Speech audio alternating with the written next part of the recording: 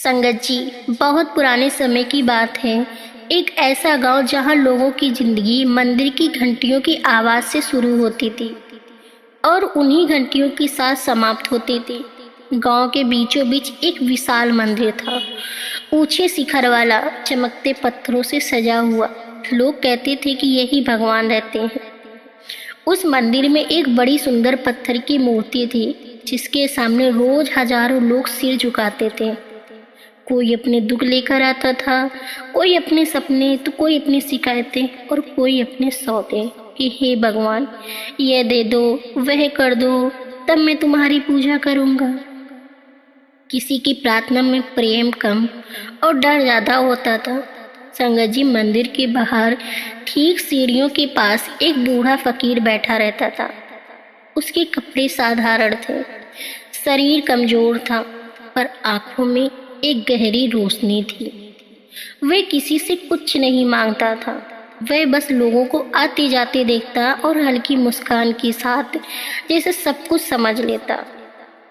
लोग उससे पूछते भी नहीं थे, क्योंकि वह शोर नहीं करता था। संगत जी, वह फकीर बस मौन में जीता था।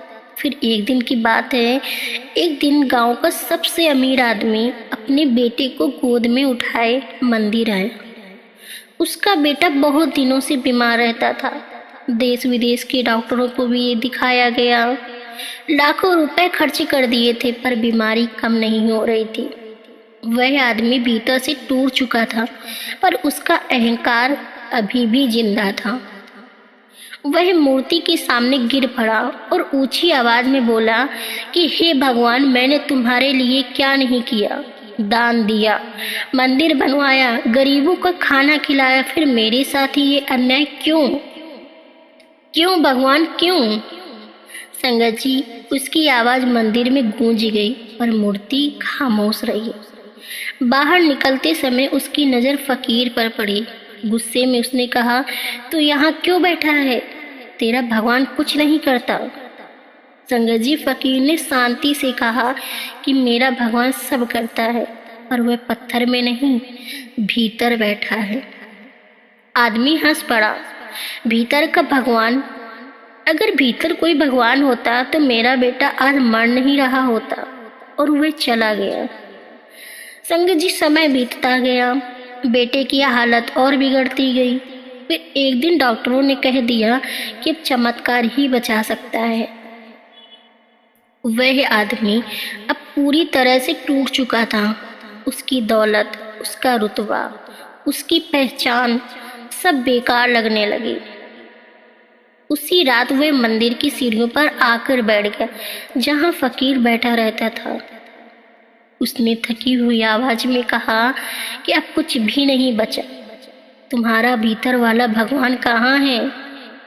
फकीर ने कहा, जहाँ सब खत्म हो जाता है, वहीं भीतर का भगवान दिखाई देता है। जब तुम कुछ मांगते हो, तब तुम अपने अहंकार से प्रार्थना करते हो। जब तुम कुछ नहीं मांगते, तब आत्मा बोलती है। वह आदमी चुप हो गया। पहली बार उसने अपने भीतर देखा। वहां डर था, दर्द था, पर एक गहरी खाली जगह भी थी। संगत जी, फकीर ने कहा कि तुम मूर्ति को भगवान समझ बैठे। मूर्ति तो बस एक याद है, असली भगवान तो तुम्हारे भीतर बैठा है। जब तक तुम अपने डर, अपनी शर्तें और अपना मैं नहीं छोड़ोगे, तब तक वह जागेगा नहीं। आदमी की आंखों से आंसू बहने लगे। उसने कहा, तो क्या मैं कुछ भी नहीं कर सकता? फकीर बोला, कर सकते हो, स्वीकार स्वीकार कर सकते हो। उस रात आदमी ने पहली बार कुछ नहीं मांगा। उसने बस कहा कि जो भी हो, मुझे स्वीकार है। यह शब्द संगत जी उसके जीवन का सबसे बड़ी प्रार्थना बन गए। धीरे धीरे उसका मन शांत होने लगा। कुछ दिनों बाद उसका बेटा चमत्कारिक रूप से ठीक होने लगा। पर उसने भी बड़ा चमत्कार यह था कि वह आदमी खुद को भूल चुका था।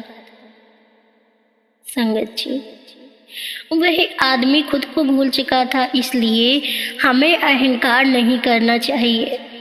जो देगा भगवान उसी में खुश रहना चाहिए, उसी को स्वीकार करना चाहिए।